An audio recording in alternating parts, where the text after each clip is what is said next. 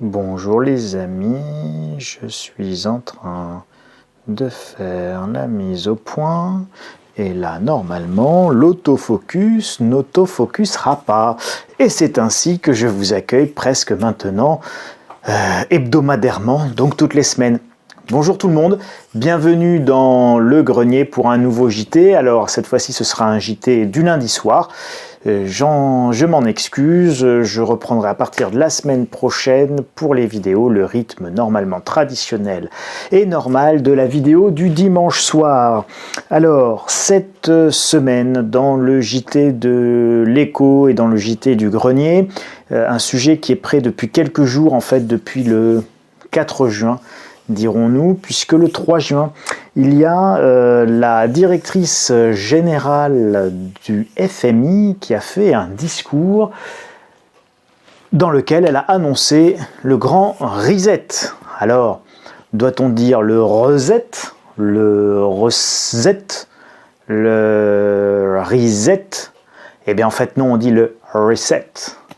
Voilà, pour la bonne prononciation en anglais, reset. Quelque chose comme ça, puisque certains ont eu la gentillesse de m'en faire la remarque, mais que voulez-vous, on dit reset et on ne se refait pas, donc je continuerai à dire le grand reset, le grand reset, avec un R, un I, un Z, un E et deux TE à la fin, le reset, voilà. Alors, c'est Kristalina Georgieva, qui est la digne successrice de Madame Christine Lagarde, qui est devenue la gouverneuse.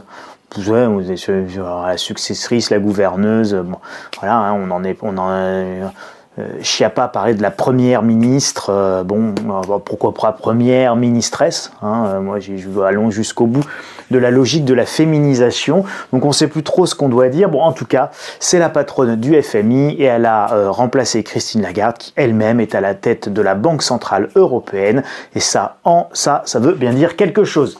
Qu'est-ce qu'elle a dit? Eh bien, elle a fait un speech, donc un discours, et ce speech et ce discours, vous pouvez le retrouver sur le site du FMI, puis vous dans l'édito de demain sur l'édition gratuite du site insolentiae.com, je vous en ferai la traduction, et c'est intitulé The Great Reset, le grand reset, la grande réinitialisation, parce que reset, ça veut dire réinitialiser en anglais. En fait, c'est un terme purement informatique, hein. Je réinitialise, je reboote le système.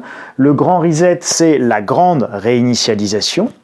Et le FMI, c'est le Fonds monétaire international, et donc logiquement, quand le FMI vous parle de grande réinitialisation, il ne vous parle pas de la grande réinitialisation de la Banque Centrale Européenne, il ne vous parle pas de la grande réinitialisation je sais pas moi, de l'industrie automobile, ou de la remise du compteur à zéro de vos impôts locaux. Le Fonds monétaire international, il vous parle évidemment, a priori, d'une grande remise à zéro monétaire, et donc d'une réinitialisation monétaire. Alors justement, nous allons parler un petit peu de monnaie cette semaine, et je pense que c'est important de vous expliquer ce que c'est que la monnaie, comment on compte les différentes catégories de monnaie, parce qu'il y a différentes catégories de monnaie. Et pourquoi on utilise différentes catégories de monnaie? Eh bien pour calculer ce qu'on appelle la masse monétaire. Et la masse monétaire, c'est quelque chose de super important, parce que c'est le nombre de sous qui est en circulation, hein, globalement. La masse monétaire, c'est le nombre d'unités de sous, d'unités d'argent, d'unités d'une monnaie qu'il y a en circulation dans le monde. Et évidemment, tout ce qui est rare est cher, d'accord? Vous connaissez cette loi économique qui vaut depuis la nuit des temps, tout ce qui est rare est cher. Pourquoi? Parce que vous prenez les masques en période de pandémie, les masques, quand il n'y en a pas qui sont rares, ils sont chers. Et si vous voulez encadrer le prix des masques quand tout le monde en veut parce qu'ils sont rares, vous n'aurez pas de masques. Et si vous voulez des masques, il faudra payer le prix pour avoir des masques. Et donc résultat, pendant la pandémie, pendant le pire de l'épidémie et pendant le pire du confinement où tout le monde voulait des masques, il n'y avait pas de masques en France. Ils étaient rares et chers et comme on ne voulait pas payer, il n'y en avait pas. Et aujourd'hui qu'ils sont moins rares, ils sont beaucoup moins chers, il y en a beaucoup trop et plus personne n'en veut et ils ne valent plus rien. Et le cours du masque est en train évidemment de s'effondrer. Donc ce qui est rare est cher. Et si je vous dis ça, c'est pas un hasard, je vous le dis et je vous le répète. Pourquoi? Parce que c'est pareil pour la monnaie. Une monnaie qui est rare est une monnaie qui est chère. Comprenez par là qu'elle a une valeur, elle a un pouvoir d'achat. Une monnaie qui est très abondante, eh ben, elle est moins chère. Et donc, si elle est moins chère, elle a moins de pouvoir d'achat. Elle vaut moins pour chaque quantité de la même monnaie. J'aurai moins de choses où je devrais avoir plus de quantité de cette même monnaie pour acheter la même chose. On appelle ça l'inflation. Mais en réalité, l'inflation, c'est quoi? C'est la hausse des prix. On peut voir l'inflation comme la hausse des prix. On peut voir l'inflation évidemment aussi comme la baisse du pouvoir d'achat de votre monnaie. Alors, regardez ici, vous avez ces cercles. Ces cercles, en fait, vous en avez 4. Le premier, c'est ce qu'on appelle la base monétaire. Je ne sais pas si vous verrez bien, mais je vous le dis quand même. La base monétaire. Le deuxième, c'est ce qu'on appelle, alors en monnaie, on appelle ça des agrégats. Des mots très compliqués pour dire des choses très simples. Vous appelez ça tout simplement une catégorie de monnaie où dans votre masse monétaire, une partie de cette masse monétaire, ça s'appelle un agrégat. Et donc le premier agrégat, c'est la base monétaire. Le second agrégat, c'est M1. Puis vous allez avoir M2, et puis vous allez avoir M3. Et donc, ça, voilà, M3, ça, globalement, c'est la masse monétaire en circulation dans votre pays au sens large. Alors, la base monétaire, c'est les billets et les pièces en circulation. Vous allez le retrouver également dans M1, ça se chevauche. Et donc là, ici, vous allez retrouver notamment dans la base monétaire les réserves auprès de la Banque centrale ou de l'IFM, c'est-à-dire le FMI. Les facilités de dépôt qui peuvent être faites, bon, ça, vous mettez ça de côté, c'est pas très intéressant, c'est technique, on s'en fiche un peu. En fait, la vraie monnaie, elle va commencer dans M1, les pièces et billets, c'est-à-dire les sous que vous avez très concrètement dans votre porte-monnaie, dans votre portefeuille, ça rentre dans la catégorie M1. Et les dépôts à vue, c'est-à-dire les sous que vous avez sur votre compte, donc on va dire le cash, les espèces, que ce soit sous forme sonnante et trébuchante ou que ce soit sous forme de relevé de compte dans votre banque, ça va être M1. Et puis M2, vous allez rajouter des dépôts à préavis, c'est-à-dire par exemple, des dépôts préavis supérieurs à 3 mois, des dépôts à terme supérieurs à 2 ans. Donc là, ce sont des placements. Les dépôts à terme, par exemple, vous pouvez... Si vous confiez à votre banque un dépôt à terme à 2 ans, vous vous engagez entre guillemets sur 2 ans à bloquer vos sous, etc. etc. Si vous avez un plan épargne logement qui est bloqué pendant 4 ans, les sous sur votre plan épargne logement, il va rentrer dans les dépôts à terme inférieurs à 2 ans. Donc non, il va rentrer dans M3 supérieur à 2 ans. Vous voyez, donc ça va être ce genre de choses pour catégoriser les différents types de monnaies. Bon, en réalité, votre PEL, je pense qu'il va rentrer plutôt quand même dans M2, ça serait plus logique, c'est du dépôt bancaire. Mais bon, la logique, c'est ça, c'est-à-dire qu'en plus, on va vous mettre un délai de temps, des créances supérieures à 2 ans, inférieures à 2 ans, une obligation à 30 ans de l'État français. Alors ça, c'est pas des choses que vous et moi, on achète en direct, si vous voulez. Ce sont des choses qu'on va acheter, évidemment, à travers un contrat d'assurance vie, à travers notre fonds euro. C'est dans notre fonds euro qu'on aura des obligations à 20 ans ou à 30 ans de l'État français, par exemple, des OAT. Et donc ça, vous le retrouverez ici dans M3. Vous ne le retrouverez pas dans M1 ni dans M2. Donc, l'ensemble de tous ces dépôts, de tout cet argent émis, épargné, utilisé, eh bien, ça forme la masse monétaire. Et cette masse monétaire, c'est donc la quantité d'argent en circulation.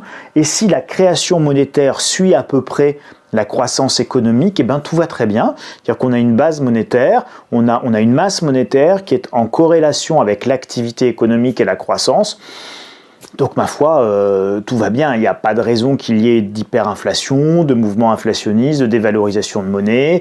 Voilà, votre masse monétaire, quand elle est en adéquation avec votre croissance économique et que tout ça, c'est aussi en adéquation avec votre endettement, tout se passe bien. Mais là, c'est pas tout à fait cette situation à laquelle nous sommes confrontés. Ici, ce que vous voyez, c'est la baisse tendancielle de la croissance. Alors ça, c'est c'est les taux de croissance. Là, ici, on est en 1960, 65, 70, 75, 80, 85, 90, 95, 2000. Hein, donc, c'est pour vous montrer que la croissance diminue de manière tendancielle depuis les années 60. On a atteint au début des années 70 les plus hauts taux de croissance. La courbe violette ici, c'est les États-Unis. La courbe plutôt verte ou bleue, je ne sais pas de quelle couleur vous la voyez, moi je la vois presque bleue, c'est la France. Et vous voyez qu'évidemment, que ce soit aux États-Unis ou en France, on a le même comportement de baisse tendancielle de la croissance à travers les dernières décennies. On parle encore une fois de 1960 à 2018, 2020, je vous en parle pas, la croissance ça va être moins 11%, donc aux États-Unis pareil, hein, le PIB va être négatif, donc on va passer en dessous en plus ici de 1, de 0, là c'est le 0 et on va passer en dessous. Voilà. Donc quand on va mettre à jour ce graphique, on va se rendre compte qu'en plus on est passé sous 0. C'est vous dire si le mouvement de fond consiste à avoir une tendance de croissance de moins en moins forte et qui tend de plus en plus vers 0. Nous avons un problème structurel de croissance économique. Donc la croissance baisse tendanciellement dans le monde, pas qu'en France, pas qu'aux États-Unis, c'est pareil partout. Et au même moment, que se passe-t-il? Regardez, 1960, 1980, on est là, 2000, on est ici, 2010, c'est la crise des subprimes. Bon, je dis 2010, la crise des subprimes, on le sait, c'est 2007, etc. Mais globalement, là aussi, vous avez un peu d'inertie entre le moment où vous avez une crise, le moment où on injecte de la monnaie, et le moment où la masse monétaire augmente, et le moment où ça se voit dans les graphiques. Vous avez un petit décalage, donc on va dire qu'ici, on est plutôt 2009. Hein. 2009, ça commence 2008-2009, et d'ailleurs, c'est l'explosion de la bulle des subprimes de 2007, mais qui entraîne la faillite de Lehman Brothers. Et c'est la faillite de Lehman Brothers qui entraîne une expansion monétaire. Et donc, regardez, depuis 2010, en gros, donc là, on est à une base monétaire d'1 million d'unités, et on va passer à quasiment plus de 5 millions aujourd'hui en 2020, avec cette première énorme augmentation ici qui aboutit presque à un doublement. Ici, on est sur la base monétaire, le premier petit cercle, c'est-à-dire c'est l'augmentation, essentiellement c'est l'augmentation du bilan de la banque centrale, et ici c'est Fred, c'est le site de la banque centrale américaine qui vous donne les statistiques, hein. Vous tapez Fred, Monetary Base sur Google, et vous arriverez sur ce site qui est le site fédéral, hein, de statistiques de la Réserve fédérale. Et vous pourrez avoir ces graphiques vérifiés par vous-même, et donc vous avez une explosion évidemment de la base monétaire. Si on se réfère au petit schéma que je vous ai fait tout à l'heure, M1, M2, M3, et qu'on prend les différentes catégories de monnaie, eh bien logiquement en fait, vous voyez, plus le cercle il est petit et plus il est proche de la base monétaire, plus la création monétaire va se transmettre rapidement, et je vais essayer de vous démontrer pourquoi. Et plus on va être dans le dernier cercle, c'est-à-dire M3, plus ça va mettre du temps, évidemment, à venir se matérialiser. Et donc, vous allez voir qu'au fur et à mesure où on va avancer, entre la base monétaire, vous avez vu très visuellement l'augmentation. Là, on est sur M1, vous voyez l'augmentation, elle est également sensible ici, mais elle est quand même elle commence déjà à être un petit peu moins visible, mais en tout cas tendanciellement 1960, là on est on est proche de zéro. Il faudra attendre 1995 pour passer les 1000 milliards de dollars de M1, et donc là aujourd'hui en 2020 on est à 5000, tout en sachant que si on compare à 2010, on était à 1500. Donc vous voyez, on était ici en 2010, vous voyez ce qu'on vient de faire dans la dernière décennie. Donc dans la dernière décennie, on a ça versus ça. Regardez, c'est hyper visuel, quoi. On a fait ça d'augmentation contre ça d'augmentation en 40 ans, quoi. Et ça d'augmentation en 10 ans. Donc évidemment, là, ce à quoi vous assistez, c'est un emballement de la création monétaire. Et c'est important, et c'est pour ça que je voulais vous partager tous ces graphiques, pas pour vous dire c'est ça la vérité, voilà ce qui se passe, voilà ce qui est, voilà de quelle manière est écrit l'avenir. On verra on va émettre des hypothèses, on va partager des réflexions ensemble, des analyses, mais ce qui est sûr, c'est que là, factuellement, je voulais vous montrer cet emballement de la création monétaire. Et quand on est conscient de cet emballement de la création monétaire, eh bien, évidemment, on va commencer à avoir des perceptions, des analyses et des hypothèses de travail qui vont être évidemment différentes du commun des mortels, qui n'a pas compris que la masse monétaire était en train de croître de manière tellement considérable qu'on pouvait imaginer que nous allions aller vers quelques menus problèmes d'ordre monétaire, d'où ce grand reset annoncé par Kristalina Georgieva, la directrice générale du FMI. Donc M1 explose, et donc oui, je voulais vous donner cette petite explication, c'est logique. Et donc M1, souvenez-vous, c'est le cash, c'est les billets que vous avez, c'est les billets et la monnaie que vous avez dans votre portefeuille et sur votre compte en banque. Et l'État fédéral américain, je vous rappelle, on est sur Fred, c'est les États-Unis, c'est lié aux chèques qui sont versés, 2000 $ par famille, non par personne, par famille, je sais plus, enfin bon, c'est énorme. Ils payent tous ceux qui sont en confinement, et heureusement, parce que sinon, ça serait une explosion sociale sans précédent.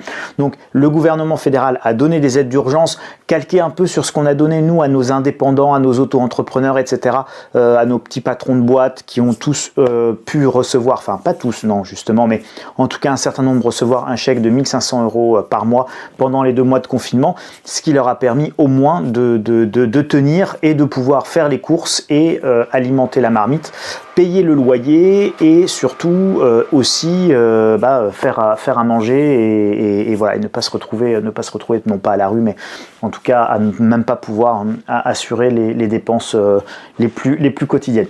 Donc c'est ce qui se passe aux États-Unis.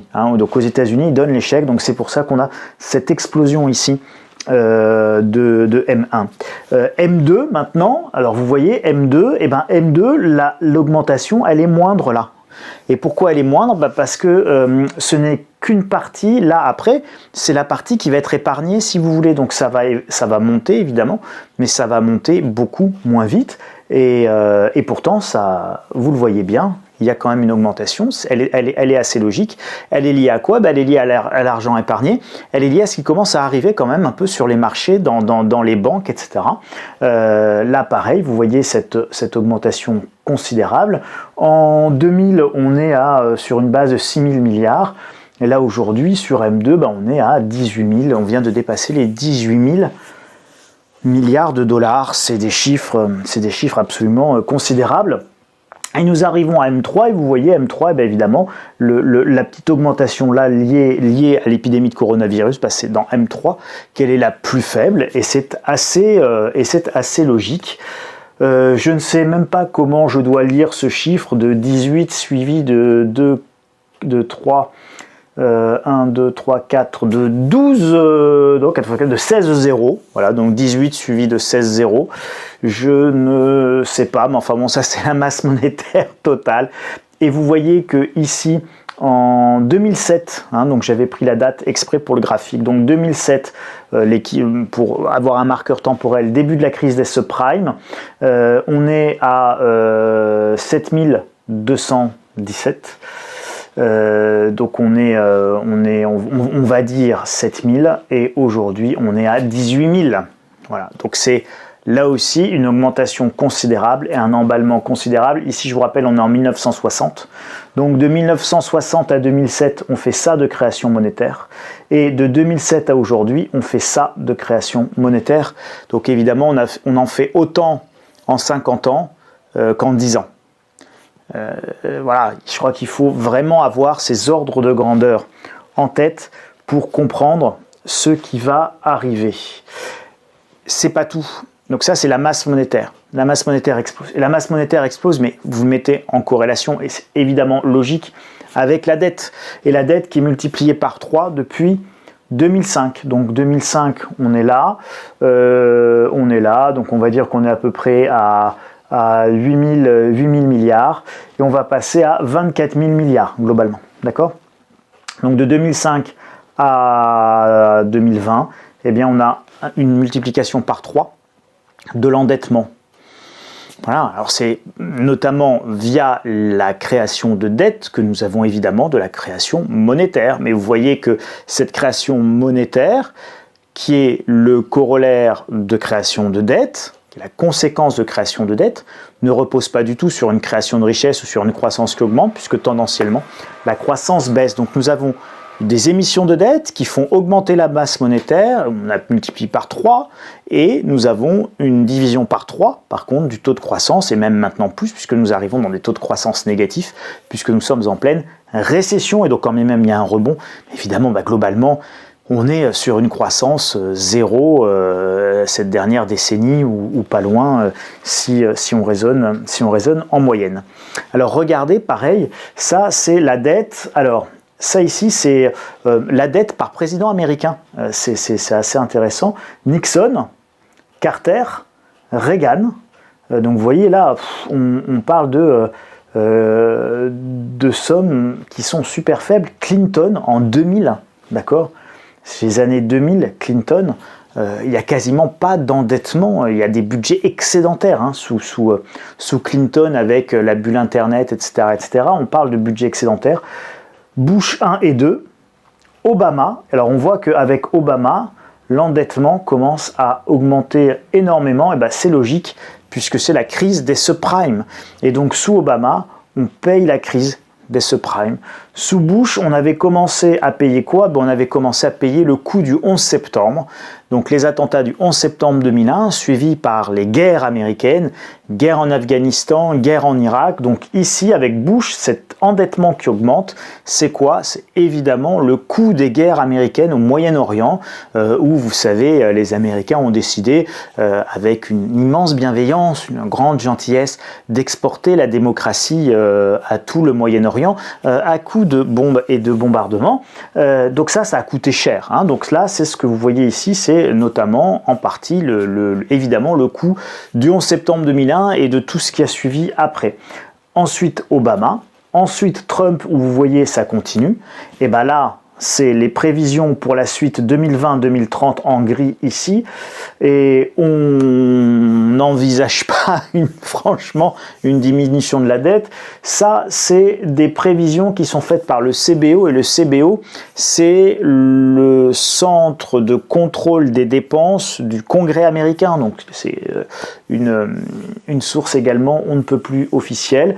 Donc elle explose vraiment, cette dette, parce qu'évidemment le mouvement s'accélère et s'emballe, et qui dit explosion de la dette, vous l'aurez compris, dit explosion de la masse monétaire. Donc, résumons, la croissance tend vers zéro, la masse monétaire explose, l'endettement explose. Évidemment, vous avez bien compris la relation entre les deux. Trop de dettes, pas assez de création de richesse égale insolvabilité, c'est assez logique. Je rembourse ma dette avec mes revenus futurs. C'est ce que vous faites, vous, pour votre crédit immobilier. Vous achetez, on vous prête, la banque vous prête tout de suite vos 150 000 euros en moyenne pour acheter votre maison, que vous allez rembourser sur les 20 prochaines années à coût de 1 000 euros par mois. Et ces 1 000 euros par mois, ce sera vos revenus futurs des prochains mois pendant 20 ans.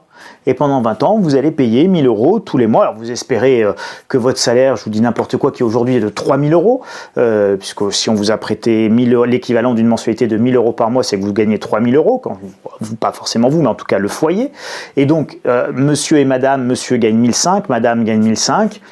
On peut, vous avez, donc monsieur et madame ont 3 000 euros, on peut prêter pour 1 000 euros de remboursement de crédit au couple monsieur-madame, et donc vous allez rembourser 1 000 euros sur vos revenus futurs pendant 20 ans. On espère évidemment que d'ici 20 ans, vos revenus futurs du ménage, ils seront passés de 3 000 plutôt à 6 000, et donc évidemment le coût, le pourcentage que représente votre remboursement d'emprunt va s'amoindrir dans votre budget global, qui lui va augmenter à mesure que vous avancez en âge et que vous avancez dans votre carrière professionnelle, et qu'on peut espérer que vous obtenez des augmentations, des promotions, des évolutions de carrière qui font que le couple, le ménage, le foyer va peut-être réussir à doubler ses revenus dans les 20 prochaines années. Mais quand ce n'est pas le cas, et parce qu'il n'y a pas de croissance et que les revenus ne s'améliorent pas, le remboursement de dette, lui, reste constant. Et puis alors vous imaginez, si en plus vous tombez au chômage, c'est-à-dire qu'au niveau d'un pays, c'est l'équivalent d'une récession, d'accord ? Donc le moins 11% sur notre PIB, vous imaginez, c'est une baisse considérable de la richesse collective. Et donc, c'est comme si vous tombiez au chômage, vous n'aviez plus de revenus. Et donc là, par contre, vos 1000 euros, si vous gagnez plus 3000 euros dans le foyer, mais 2000, eh bien, le remboursement de la dette, ça se met à représenter 50% de vos revenus.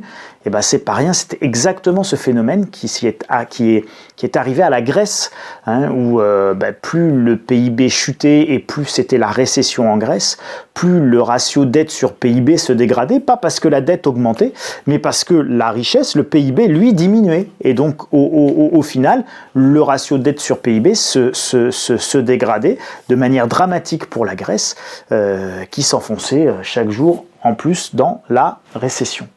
Pour masquer tout ça, et bien évidemment, pour masquer cette faillite, eh bien, qu'est-ce qu'on fait? On imprime de la monnaie, et la monnaie, quand on en imprime trop, encore une fois, tout ce qui est rare est cher, ce qui n'est plus rare n'est pas cher, ce qui est abondant est de moins en moins cher, et donc évidemment, que va-t-il se passer? Le prix de la monnaie, la valeur de la monnaie, le pouvoir d'achat monétaire va baisser, et c'est quelque chose qui est vieux comme le monde. Regardez, ça, ce sont des assignats.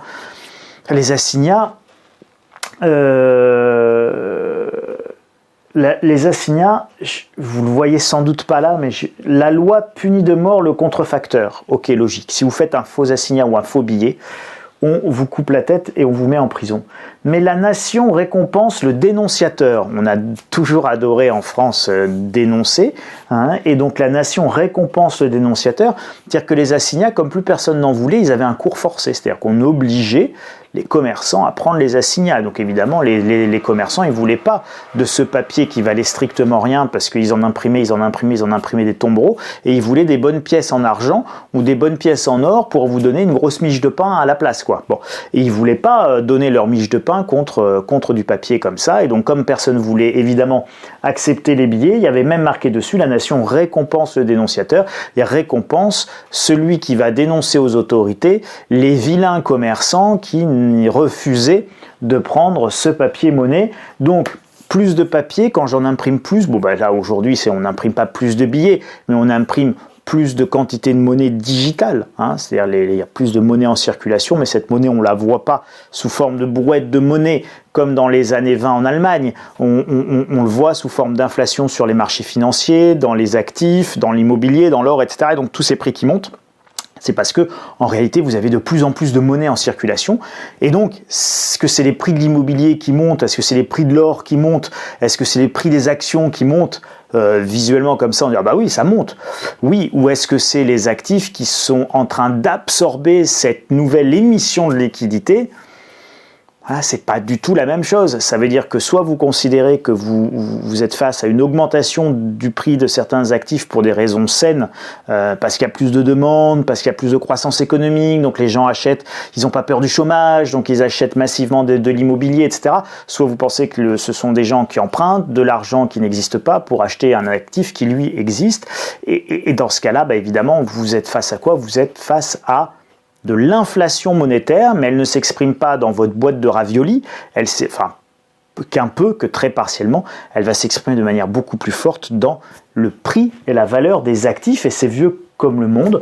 Moins d'or ou moins d'argent pour la même valeur faciale, on parle du titre. Les empereurs romains, quand ils avaient des trésors qui étaient vides, quand ils émettaient une pièce, là où vous mettez 99% d'argent, après vous mettez plus que 90% d'argent pour la même valeur, et faciale, X deniers, la pièce de 10 deniers, elle avait plus que 90% de teneur en argent, puis après 80, puis 70, puis 50, puis après, il y avait quasiment plus d'argent dedans, et donc évidemment, c'était ni plus ni moins que de l'inflation monétaire.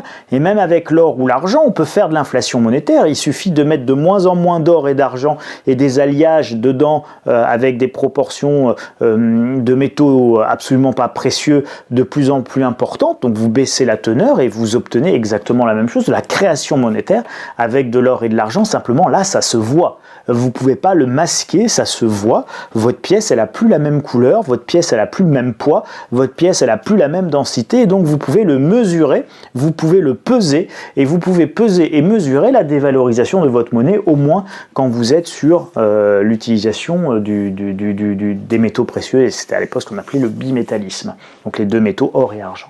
L'absence de convertibilité par exemple, hein, encore une fois c'est vieux comme le monde de jouer avec la monnaie. Souvenez-vous, Bretton Woods, la fin des années, le début des années 70-71, fin des accords de Bretton Woods, l'or jusqu'en 1971 était convertible en or, et puis à un moment donné, ils ont voulu émettre tellement de dollars, ils ont dû créer tellement de dollars aux États-Unis qu'il a fallu cesser la convertibilité du dollar avec l'or, puisqu'ils se faisaient tout simplement piller leurs réserves d'or, puisque ceux qui avaient des excédents en dollars demandaient la convertibilité du dollar et donc rapatrier leur or, et notamment le général de Gaulle et la France qui étaient experts en revente de nos dollars, ont demandé systématiquement aux États-Unis de transformer nos dollars en or, et on envoyait la marine nationale à New York chercher directement auprès de Fort Knox et de la réserve fédérale les lingots que nous devaient les Américains quand on convertissait les dollars de nos excédents commerciaux en or sonnant et trébuchant. Donc, souvenez-vous, la semaine dernière, je vous avais parlé de la vélocité de la monnaie, et c'est important, la vélocité de la monnaie, vous voyez qu'elle diminue. D'accord, donc, et ça c'est assez cohérent avec la baisse de la croissance. C'est-à-dire que moins vous avez de croissance économique, moins vous avez de vélocité de la monnaie, donc de rapidité, de vitesse de circulation de la monnaie, je vous l'avais expliqué. Et là, nous avons évidemment l'évolution, donc ça se rapproche, ce graphique se rapproche évidemment de la base monétaire, puisque là c'est le bilan de la Banque centrale américaine, et vous voyez, ça explose également par création monétaire de nouvelles dettes et des rachats d'actifs.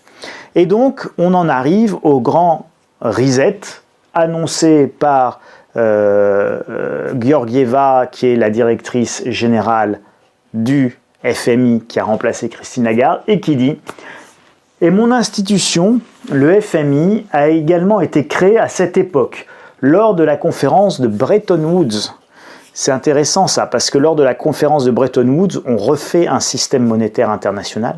Et lors de la fin des accords de Bretton Woods, on refait encore un nouveau système monétaire international. Et quand Georgieva vous parle aujourd'hui dans son intervention de Bretton Woods, le message subliminal, c'est évidemment réforme monétaire. On est sur des points de réforme monétaire. Donc 1946, je crois, c'est à la sortie de la Deuxième Guerre mondiale pour les accords de Bretton Woods, 1971 pour la fin des accords de Bretton Woods, peut-être 2020, 2025, 2022, 2021, 2028, je ne sais pas, pour la fin du système monétaire actuel, qui est un système monétaire basé sur un système de change flottant où toutes les monnaies flottent les unes par rapport aux autres. Le moment est donc venu de passer à l'action et d'utiliser toutes les forces dont nous disposons pour tourner la page. Tourner la page de quoi? Du système monétaire actuel. Dans le cas du FMI, nous avons une capacité financière d'1 billion de dollars, on va dire de 1000 milliards de dollars, et un engagement considérable sur le plan politique. C'est évidemment... le FMI a des moyens, l'équivalent de 1000 milliards de dollars que le FMI peut affecter dans le financement d'une réforme ou la mise en place d'une réforme monétaire, mais aussi un poids politique considérable, puisque le FMI est l'une des plus grandes institutions financières et politiques mondiales.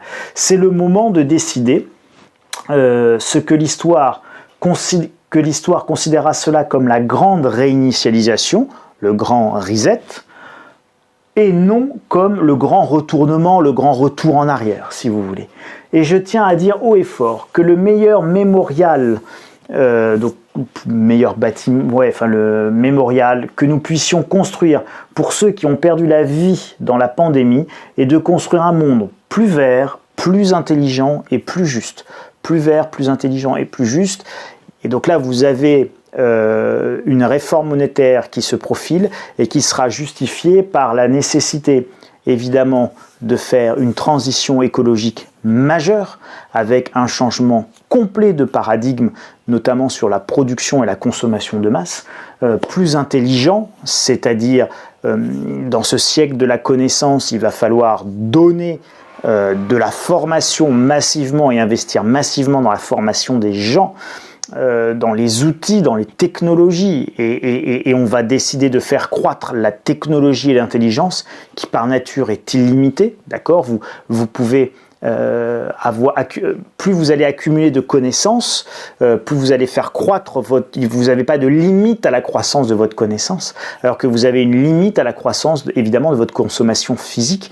La croissance est immatérielle, donc par définition, tout ce qui est immatériel peut croître indéfiniment dans un monde physique. En revanche, dans un monde physique qui est limité, on est limité à notre planète aujourd'hui, Elon Musk rêve d'aller sur Mars, mais tant que nous n'avons pas colonisé Mars, nous sommes enfermés sur notre petite planète, et dans cette petite planète, eh bien, la croissance physique, elle ne peut pas être illimitée, elle est limitée évidemment par notre pollution, par notre empreinte carbone, par les ressources qui sont forcément limitées, etc., etc. Donc, un monde plus intelligent. Pourquoi ? Parce que c'est ce monde de la connaissance.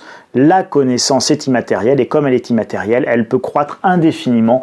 Et évidemment, plus juste, ça plus juste, c'est le côté, politique de la chose. Évidemment, on ne va pas vous dire qu'on va faire une croissance injuste. J'attends de voir parce que la conception de la justice sociale vue du FMI, je suis un petit peu sceptique. À chaque fois que le FMI est critiqué, il dit qu'évidemment il va faire une politique plus juste, mais enfin bon, à chaque fois il fait des politiques d'ajustement qui sont extrêmement brutales.